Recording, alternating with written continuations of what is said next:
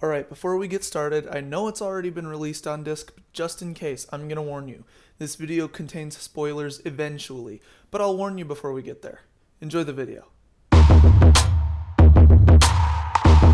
Hobbs and Shaw is a great movie, and if you don't agree with me, just let me plead my case. Now, I might be a bit biased because I really like how the Fast and Furious franchise as a whole is turning out, and I know a lot of people don't feel the same way. However, the fun, corny action scenes mixed with generic character development that sets some movie lovers off can actually be pretty entertaining. And Hobbs and Shaw actually cleans up a few of the issues that I have with the franchise. To go into more detail, I'm gonna have to spoil the movie, so I'll wait. But the style that the movie presents itself in is really entertaining. There are times in the movie where it keeps switching between what Hobbs and Shaw are doing, and it's a perfect way to show the duality of the two. Look, if you love Fast and Furious, then chances are you're gonna love this movie. And even if you don't like any of the 8 movies that Fast and Furious has put out, or aren't even interested in cars, then I would still recommend watching Hobbs and Shaw, because the second half of the whole Fast and Furious franchise isn't even about cars. And no, this movie isn't perfect, and I still have some issues with it, but to go into that I need to talk about spoilers. So with that being said, let's get into the movie. I fucking love how well this movie was put together, because I was really worried about how boring it would be. The trailer seemed somewhat engaging, but it felt really far off from what I love about the Fast and Furious movies.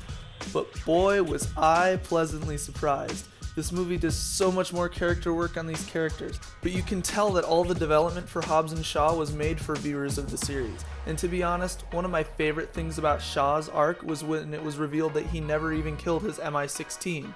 Although it's not much of a reveal because it was just kind of said by Brixton, but it's still a nice little moment for those who remember his actions in the 7th movie.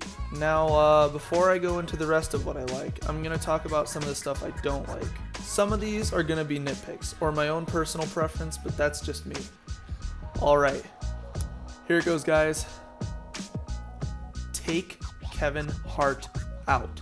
I know he's thrown in there as a little side character because he works so well with Dwayne Johnson, but even though this movie was obviously more of a comedy than any of the other movies in the Fast and Furious franchise, Kevin Hart is just thrown in wherever The Rock goes.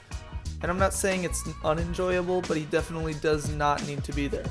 And I've heard some people saying the same for Ryan Reynolds in this movie, and while I kind of agree, at least the character adds something. I mean, seriously, you cannot tell me that Ryan Reynolds is not the leader of Brixton's little organization. It is so blatantly obvious. And I wouldn't even have made much of a difference if they told you in the end of the movie that he was the leader. And I'm not the biggest fan of cliffhangers in movies, but if the movie is already targeted for people who are watching the franchise, why not put Hobbs and Shaw in a tough position for the next movie, or even set it up for Fast 9? But again, that's just personal preference. Those were really the main problems that I had with this movie. I mean, it's a fun action movie that plays on the middle ground between two perspectives, and I really like that. Now, for the main reasons I like this movie. I like the way it starts with perspectives of both characters. Hobbs has a simpler life, and Shaw has the hookups and really nice house, yet the colors of the setting of the scenes will show you how their life really is. Hobbs' life seems much more bright and colorful, and with Shaw, it's raining, he has a dark house with a dark car, and it's just a really nice way to contrast these two characters. And, at the same time, it makes the similarities stick out when they wouldn't have with just the characters arguing all the time.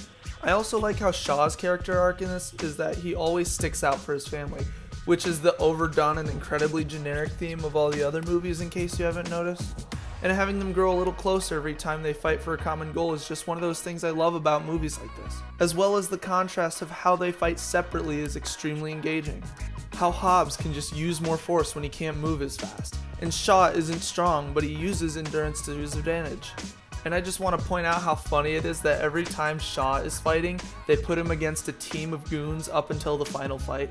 Speaking of the final fight, I thought it was a little weird that it didn't lead up to them using their strengths together to defeat Brixton, but instead just decided to take hits for one another. I don't know, it's a weird build-up, but it doesn't really change anything, so I didn't really mind. I also really enjoy the fact that they don't lead up to some huge explosion-filled fight at the end with some big new thing. Like how Fast 5 brought a tank onto a highway, and then the 6th one had this plane, and then the 7th one had Hobbs with a turret gun. It's not that I don't like it when they do this, but it made me more interested in the last fight because I wasn't looking for some huge CGI vehicle. It was just about the setting of Samoa. Now don't get me wrong, they do some crazy shit in this last part, but it wasn't just some huge vehicle that they had to infiltrate, so all in all, I really like this movie. It's honestly probably one of my favorite of all the Fast and Furious movies, which is odd considering it's a spin-off, but that doesn't change a thing. This movie is great, and I highly encourage going to watch it because in the end, it has the same fundamentals of the rest of the series. It makes it easier to swallow for viewers who aren't into the whole Fast and Furious fandom. I really hope you enjoyed the review. I know it's been out for a few months, I just thought I'd get my thoughts out there because I personally really enjoy this series.